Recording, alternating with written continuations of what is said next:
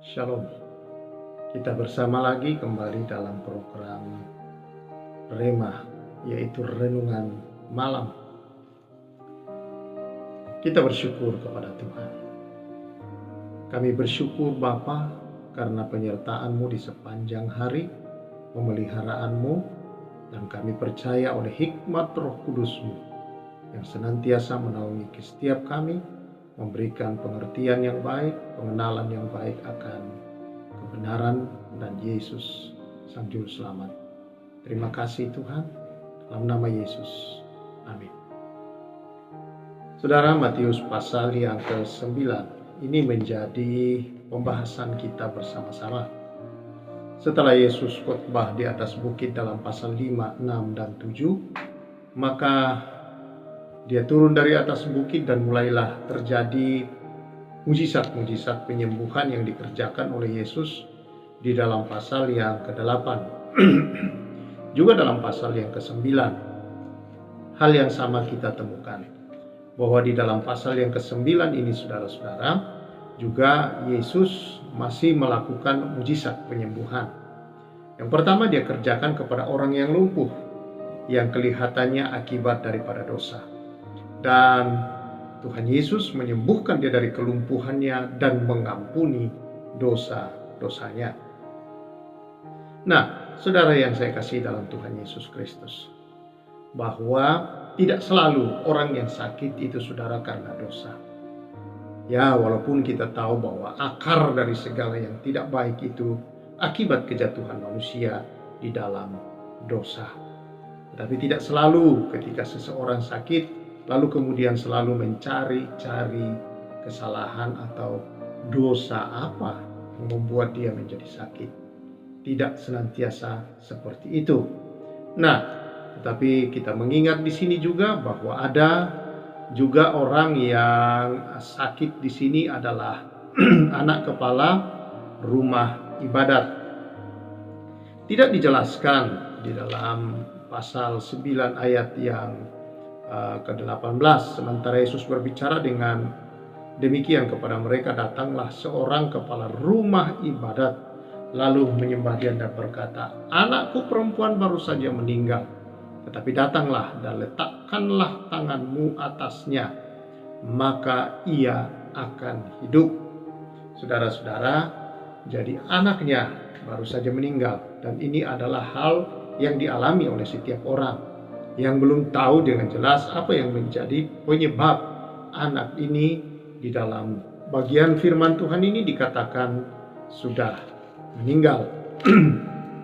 Nah, dia berkata supaya Yesus datang meletakkan tangannya supaya anak itu bisa hidup kembali. Dan hal itu terjadi. Nah, di tengah-tengah perbincangan mereka, datang seorang perempuan yang 12 tahun lamanya mengalami pendarahan, saudara-saudara. Tentu ini bukan penyakit yang biasa, karena pendarahan 12 tahun itu bukan hal yang main-main. Karena kita tahu saudara-saudara, darah adalah di dalam tubuh manusia, adalah di dalam darahlah terdapat nyawa, saudara-saudara. Nah, berarti ini adalah ancaman bagi nyawa bagi perempuan ini. 12 tahun dia mengalami, tetapi dia berkata dalam hatinya, asal ku jamah saja jubahnya, maka aku akan sembuh. Dan kemudian dia melakukan seperti yang dia katakan. Dan Yesus berpaling kepadanya dan berkata bahwa dia berkata, imanmu telah menyelamatkan engkau. Maka sejak saat itu sembuhlah perempuan itu. Nah, jadi iman saudara-saudara perlu perkataan yang baik, perkataan yang benar. Karena itu saudara-saudara ada mengandung kuasa di dalamnya. Dan apa yang dikatakan oleh perempuan ini saudara-saudara dan dilakukan dalam kehidupannya, yaitu menjamah jubah Yesus, maka terjadi kesembuhan yang menunjukkan Yesus berkata itu karena imanmu. Kalau orang lumpuh tadi saudara, dalam pasal 9 ayat yang pertama sampai ayat yang ke-8, Yesus melihat iman yang ada di dalam teman-teman yang menggotong dia. Nah, di dalam bagian ini Yesus melihat iman si sakit ini sendiri, saudara-saudara. Berbeda juga dengan anak yang Yairus, kepala rumah ibadat yang meninggal. Dia datang kepada Yesus. Tidak dicatat tentang hal iman di sana, saudara-saudara, tetapi tentunya karena kepercayaan daripada sang ayah ini, maka anaknya dihidupkan kembali. Kemudian ada Yesus meneruskan perjalanan dan dari sana ada 2 orang buta mengikutinya berseru-seru dan berkata, "Kasihanilah kami, hai anak Daud." Yesus juga, saudara-saudara, mengabulkan permintaan mereka dengan menjamah kedua orang buta ini, dan orang ini menjadi sembuh. Yesus berkata, "Jadilah kepadamu menurut imanmu." Jadi seperti iman daripada orang buta ini, mereka meminta di dalam doa dengan iman, berseru dengan iman, maka Tuhan berkata, "Jadi seperti imanmu itu, seruanmu terjawab." Nah, saudara, di sini juga kita belajar bahwa doa memerlukan iman. Kita berdoa, kita harus percaya sesuai dengan kebenaran firman Allah. Nah, Yesus sendiri, saudara-saudara, datang bukan untuk mencari orang yang benar, tetapi orang-orang yang berdosa. Ya, dia datang, saudara, bukan untuk orang yang sehat, ya, tetapi untuk orang yang sakit. Pasal 9 ayat 12 dan 13, Yesus berkata, Yesus mendengar dan berkata, "Bukan orang sehat yang memerlukan tabib, tetapi orang sakit." Dengan kata lain, dia datang untuk orang yang sakit. Jadi pergilah dan pelajarilah arti firman ini, "Yang kukehendakilah belas kasihan dan bukan persembahan. Karena aku datang bukan untuk memanggil orang benar, melainkan orang berdosa." Jadi saudara-saudara yang saya kasihi di dalam Tuhan Yesus Kristus, itulah tujuan kedatangan Yesus, adalah untuk orang-orang berdosa yang sakit dengan sakit apapun bentuknya, entah jasmani, entah jiwa, entah penyakit-penyakit yang lain, saudara-saudara, yang menyakitkan ya dalam kehidupan ini, saudara-saudara. Yesus sang penyembuh. Yesus datang untuk mengampuni dosa-dosa dan menyelesaikan akibat dari dosa itu. Yesus kemudian dikatakan di sini menyembuhkan orang yang bisu, disembuhkan oleh Yesus dengan cara apa? Mengusir setan. Tidak semua orang yang sakit, saudara, itu karena dirasuk oleh setan. Tetapi ketika seseorang sakit, saudara-saudara, bisa karena roh-roh jahat. Belakangan ini, saudara-saudara, hampir setiap hari kami melayani orang, baik itu secara langsung maupun saudara-saudara lewat telepon atau lewat video call, baik di kota Makassar sendiri, dari luar kota Makassar, bahkan dari luar pulau, bahkan ada yang datang dari luar negeri melalui video call, saudara-saudara. Kita bersyukur bahwa Allah bekerja. Dia adalah Allah yang Maha Kuasa dan Maha Hadir. Dia dapat melakukan, tidak dibatasi oleh jarak dan oleh waktu, saudara-saudara. Tidak dibatasi oleh tempat, tetapi Dia Allah yang Maha Kuasa, dapat melakukan segala sesuatu. Orang-orang disembuhkan, orang-orang yang terikat kuasa kegelapan dilepaskan, saudara-saudara, melalui video call atau telepon kalau dia jarak jauh dan kami tidak bisa datang. Apalagi di selama masa pandemi ini, begitu banyaknya orang, saudara, yang minta doa dari luar pulau, dari luar kota, dari dalam kota, hampir sehari-hari, bahkan dari luar negeri. Dan itu semua, saudara-saudara, karena kuasa Allah. Dia datang untuk menyatakan kasih-Nya kepada banyak orang. Nah, di dalam pasal 9 ini kita melihat, saudara-saudara, ayat yang ke-35 mulai. "Demikianlah Yesus berkeliling ke semua kota dan desa. Ia mengajar dalam rumah-rumah ibadat dan memberitakan Injil kerajaan surga, serta melenyapkan segala penyakit dan kelemahan. Nah, melihat orang banyak itu, tergeraklah hati Yesus oleh belas kasihan kepada mereka, karena mereka lelah dan terlantar seperti domba yang tidak bergembala. Inilah keadaan dunia hari-hari ini, saudara. Yang paling banyak sekarang ini menjadi fokus manusia, bukan sebenarnya masalah yang lain, tetapi pandemi atau penyakit yang sedang menular di dunia sekarang ini yang menginfeksi seluruh dunia, saudara-saudara.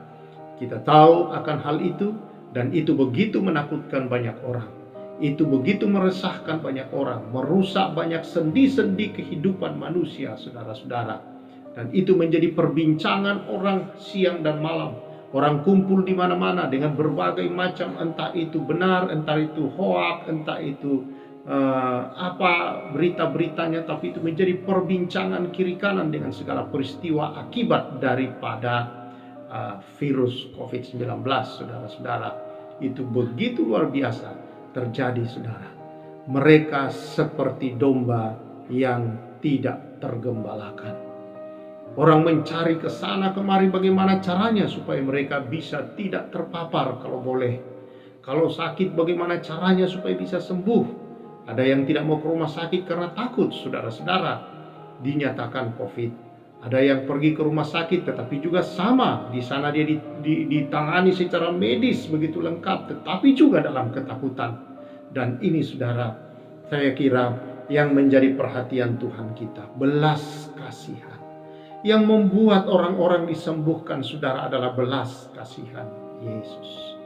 Nah, saudara yang saya kasihi, sebagai orang-orang yang telah diselamatkan, orang-orang yang telah ditebus oleh Tuhan, orang-orang yang telah dibenarkan dan dikuduskan oleh Tuhan, kita telah menerima belas kasihan Tuhan.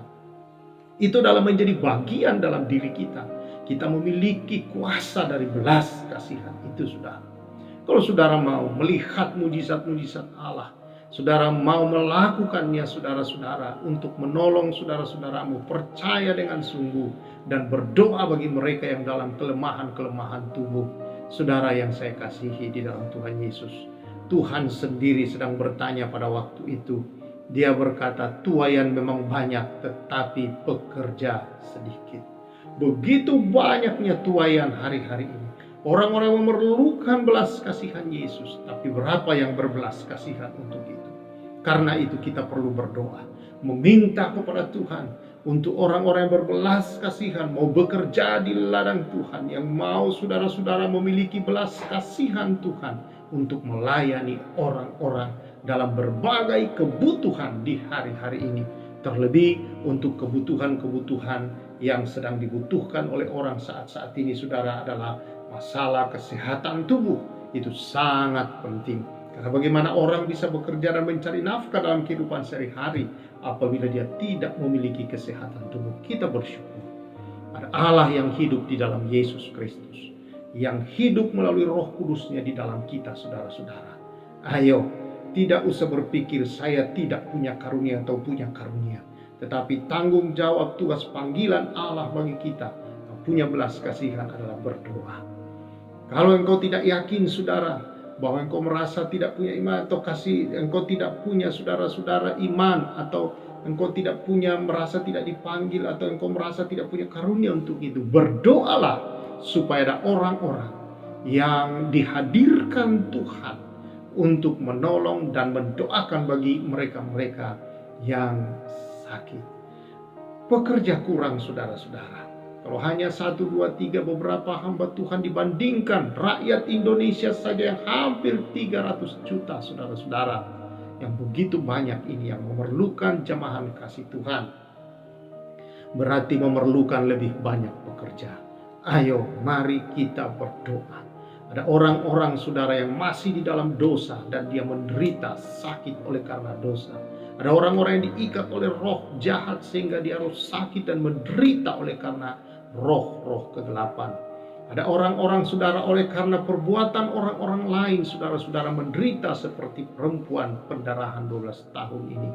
Oleh karena dia menderita, mengalami pendarahan, saudara, dan itu dianggap najis, dia disingkirkan, dan itu menjadi sebuah penyakit baru di dalam batinnya, saudara, karena dia merasa sendiri, tidak ada yang boleh menolong dia, saudara.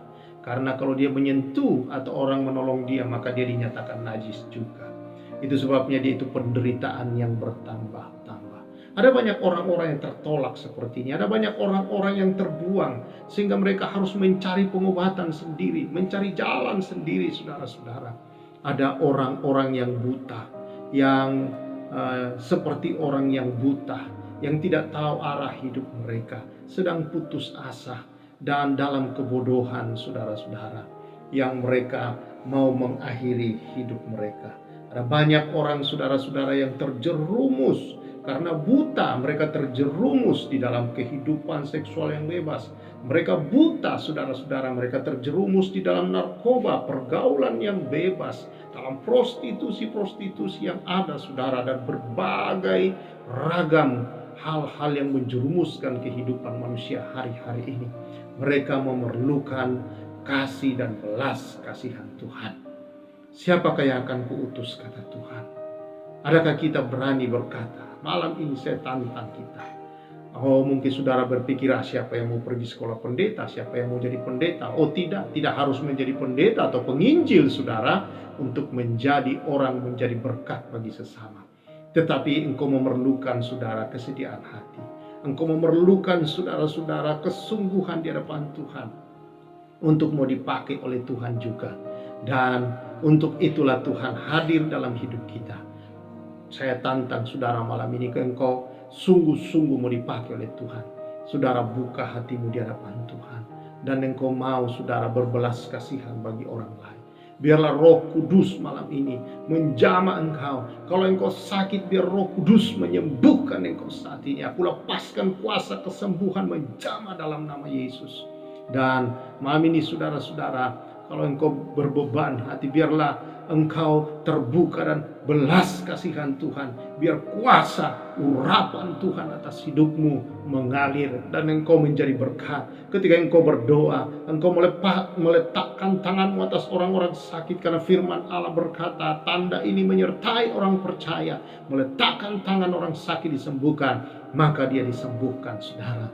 Engkau hanya mengerjakan firman Allah. Yang menyembuhkan atau tidak adalah bagian Allah. Jadi bagian saudara hanyalah melakukan doa dengan iman dan meletakkan tangan atas orang sakit. Bahkan kadang-kadang seperti Yakobus berkata, mengambil minyak, mengoleskannya di dalam nama Yesus Kristus. Walaupun tidak selalu harus menggunakan minyak, tetapi saudara-saudara percaya, imanmu kepada Allah dan belas kasihan Allah, itulah yang membawa kesembuhan bagi banyak orang. Mungkin ada temanmu yang sedang bergumul, yang dalam keputusasaan, masalah-masalah dalam rumah tangganya. Mungkin kau berpikir temanmu adalah beda iman. Inilah kesempatanmu untuk bersaksi, untuk menyatakan kasih Tuhan kepadanya. Kau jangan takut untuk berdoa bagi dia. Tugas saudaranya berdoa buat dia. Biarkan Roh Tuhan yang menyelesaikannya. Saudara-saudara yang saya kasihi, mungkin saudaramu, siapa saja di sekelilingmu, tetanggamu, saudaramu yang lain, ayo mari seperti orang lumpuh ini ditandu oleh teman-temannya. Ada banyak orang yang kadang memerlukan orang lain untuk membawa orang itu yang sakit ini. Sakit apa saja bentuknya, saudara. Mungkin engkau merasa tidak mampu untuk melakukan sesuatu, tapi engkau mampu membawa dia ke hamba-hamba Tuhan. Mampu membawa dia untuk didoakan, saudara-saudara. Ya, bisa lewat telepon, bisa lewat video call. Ini zaman teknologi dan kuasa Tuhan tidak dibatasi oleh jarak, saudara-saudara. Asal engkau percaya dan dia mau percaya bahwa ada kesembuhan dan kelepasan, ada pemulihan hidup di dalam Yesus, maka pasti terjadi. Puji Tuhan, saudara. Mari buka, mari kita bersyukur. Aku berdoa, kalau engkau sakit, jamah Tuhan, jamahan kuasa-Mu, jamahan Roh Kudus atas yang sakit. Dalam nama Yesus, oleh bilur-bilurnya engkau sembuh. Jadi sembuh penyakit apapun Tuhan. Virus-virus, kuman-kuman, bakteri-bakteri, penyakit-penyakit dalam kepala, mata, flu, pilek, batuk, apapun, darah Yesus menyembuhkan. Dalam nama Yesus, engkau sembuh. Biarlah urapan Allah atas anak-anak-Mu, kuasa Roh Kudus anak-anak-Mu ya Tuhan, memakai mereka menjadi saksi, menjadi berkat dimanapun berada, di dalam nama Yesus Kristus. Amin. Puji Tuhan saudara, berjalan dalam kuasa iman. Tuhan Yesus memberkati. Salam restorasi.